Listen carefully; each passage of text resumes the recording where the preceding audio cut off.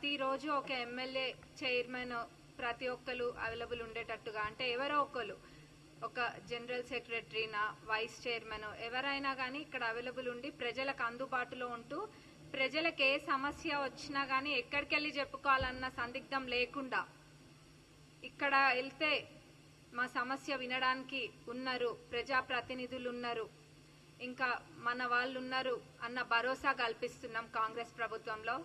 గతంలో ఎవరు కూడా ఇంత చేరువగా ప్రజలకు వెళ్ళలేదు. ఇక్కడ మరి వాళ్ళు ఫామ్ హౌస్ పరిపాలనలు చేసుకుంటూ వచ్చిండ్రు. కానీ కాంగ్రెస్ ప్రభుత్వంలో మీరు చూసినట్టయితే మా గౌరవ ముఖ్యమంత్రి గారైన మంత్రులు, ఎమ్మెల్యేలము ప్రతి ఒక్కరు ఎవరం కూడా విశ్రాంతి అనేది లేకుండా ఎల్లప్పుడూ ప్రజలకు అందుబాటులో ఉంటున్నాము. అందులో ఎటువంటి సందిగ్ధం లేదు. ఇప్పుడు ఈ రోజు కూడా ప్రజావాణిలో చాలా మంది వచ్చినారు, వాళ్ళకున్న సమస్యలన్నీ కూడా చెప్పినారు. ఎస్పెషల్లీ రేషన్ కార్డ్స్ ఇళ్ళ గురించి ఎక్కువ మంది వస్తున్నారు. రేషన్ కార్డ్స్ ఎందుకంటే లాస్ట్ 10 years కూడా ఎవరికి కూడా రేషన్ కార్డ్స్ అనేది ఇయ్యలేదు. ఎంతసేపు ఎక్కడైతే బై ఎలక్షన్స్ వచ్చినాయో అక్కడ అంటే వాళ్ళ జనాలను ఒక ఓట్ బ్యాంక్ లెక్క చూసినారు అంతే. బై ఎలక్షన్స్ వచ్చిన దగ్గర ఇచ్చినారు అంతేగాని వేరే ఎవరికి కూడా రేషన్ కార్డులు ఇవ్వలేదు. ఇప్పుడు ఆల్రెడీ రేషన్ కార్డులు వస్తున్నాయి. ఇప్పుడు అర్హులైన ప్రతి ఒక్కరు, ఇంకా రాని వాళ్ళు ఎవరైనా ఉన్నా అప్లై చేసుకోండి. ప్రతి ఒక్క అర్హులకి ఇర్రెస్పెక్టివ్ ఆఫ్ పార్టీస్ మీకు ఖచ్చితంగా రేషన్ కార్డులు వచ్చి తీరుతాయి. ఇల్లు కూడా అంతే. ఇల్లు 2-3 విడతలుగా వస్తున్నాయి. ఆల్రెడీ మా నియోజకవర్గం, అంటే మా నియోజకవర్గం అనే కాదు ప్రతి నియోజకవర్గానికి కూడా ఇందిరమ్మ రాజ్యంలో ఇందిరమ్మ ఇల్లు ప్రతి పేదవాళ్ళకి రావాలన్న సంకల్పంతో మేము ముందుకెళ్తున్నాము. మా నియోజకవర్గానికి కూడా వచ్చినాయి. అందులో భాగంగా 3500 ఇల్లు, ప్రతి ఇల్లు కూడా అర్హులైన పేదవాళ్ళకి పెట్టియడం జరిగింది. అంతేగాని గతంలో వాళ్ళ లెక్క కండువా వేసుకున్న వాళ్ళకి కాదు. మీరు పార్టీ మారాలి అని వాళ్ళు ఇబ్బందులు పెట్టినట్టు కాదు. ఇది ఒక ప్రజా ప్రభుత్వం, ప్రజలకి ఎల్లప్పుడూ అందుబాటులో ఉండే ప్రభుత్వం, ప్రజలకి అనుకూలంగా ఉండే ప్రభుత్వం, ప్రజల సమస్యలు తెలుసుకోవడానికి ప్రజలలో ఒక్కలుగా ఉండే ప్రభుత్వం.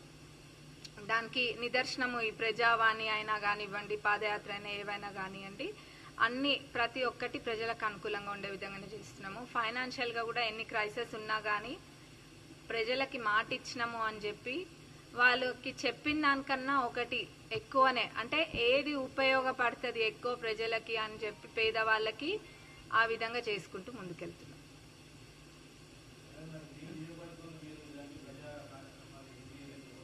మా నియోజకవర్గంలో నేను ఎమ్మెల్యే యశస్విని పల్లబాట అని చెప్పి ప్రతి ఊరికి అధికారులందరినీ తీసుకొని గల్లీ గల్లీ, వాడా వాడా, ప్రతి మురికి కాల్వ, కుంట అన్ని కూడా తిరుగుతా. నేను అక్కడ ఇక్కడ అని కాదు, ఎవరో చూడాలనో షోప్ టప్కో తిరిగేదాన్ని కాదు. నేను ప్రజల సమస్య తీరే విధంగా నేను తిరుగుతా. నేను ఆల్రెడీ ఆ కార్యక్రమం మా నియోజకవర్గంలో మొదలు పెట్టిన 13 ఊర్లు అట్లా కూడా తిరగడం జరిగింది. ఏంటంటే ఏదో షోప్ టప్ కాదు, వెళ్తే అక్కడ ప్రతి చిన్న మురికి కాల్వ నుంచి మొదలు పెడితే ఇంటి సమస్య దాకా అన్ని తెలుసుకొని వస్తా. ఊరికి పోతే అట్లా పోతా.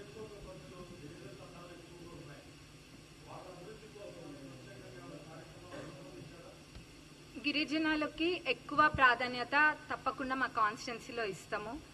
ఏది ఇదనే కాదు, ఏదైనా సిఆర్ఆర్లో అయినా, ఎంఆర్ఆర్లో అయినా, లేకపోతే గిరిజనులకి సపరేట్ కూడా ఫండ్ వస్తుంది. కానీ వేరేవి వచ్చినా కానీ, ఇల్లు అయినా కానీ, తండలైన ఇట్లాంటివి ఉన్న దగ్గర ఎక్కువ వాళ్ళకే పెట్టడానికి నేను మా నియోజకవర్గంలో 100% చేస్తాం. ఎందుకంటే వాళ్ళ దగ్గర అభివృద్ధి తక్కువ ఉంటుంది కాబట్టి వాళ్ళకే ఫస్ట్ ప్రియారిటీ మా దగ్గర నేను ఇస్తాను.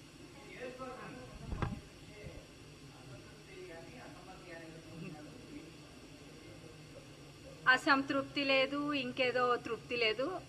అందరి తృప్తి కోసం వాళ్ళు అట్లా మాట్లాడుకుంటారు అంతే. దాని గురించి ఏముంటుందండి.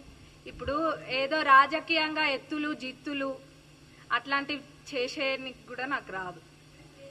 డెవలప్మెంట్ గురించి నేను మాట్లాడతా, ప్రజలకు ఏమైనా సమస్య ఉంటే నేను చూస్తా, అది నా అజెండా.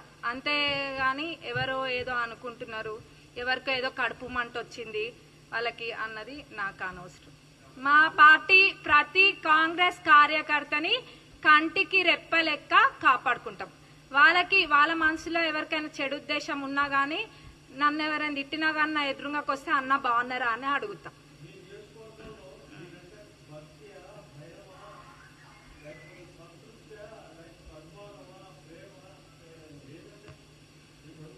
అది అది నేను చెప్పద్దు. ప్రత్యర్థులు ఎప్పుడైనా కానీ వ్యతిరేకంగానే చెప్తారు. అది నేనెట్లా చెప్తా అండి? ఇప్పుడు నా మీద ప్రజలకేముందన్నది ప్రజలు చెప్తారు. నాకు వాళ్ళ మీద ఏం ఆలోచన ఉందన్నది అడిగితే నేను చెప్పగలుగుతా. నాకు వాళ్ళు నన్ను నేను ఎవరన్నది అంత తెలియనప్పుడు కూడా మా అత్తమామలు చేసిన సేవా కార్యక్రమాలే కానివ్వండి, వాళ్ళ సొంత డబ్బులతోటి వాళ్ళు చేసిన అభివృద్ధి అవన్నీ కూడా చూసి నా మీద నమ్మకంతో వాళ్ళ ఆడబిడ్డ లెక్క అనుకొని నన్ను గెలిపించినారు. నేను ఎమ్మెల్యే కాగానే ఏదో వేరే అయిపోలేదు. నేను ఇప్పటికి కూడా వాళ్ళ ఆడబిడ్డని, వాళ్ళ కోడలు, పాలకుర్తి నియోజకవర్గ కోడల్ని, వాళ్ళ ఆడబిడ్డని. వాళ్ళకి ఏ సమస్య ఉన్నా కానీ నేను ముందుండి చేస్తా.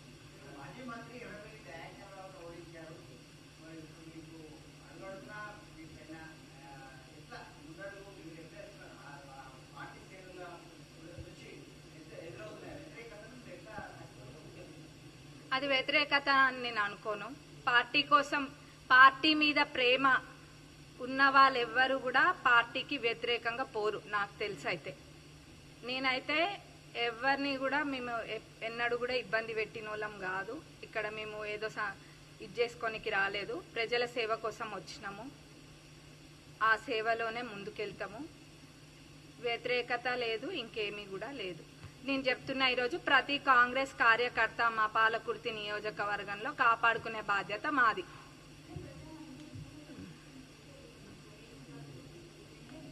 అవునండి.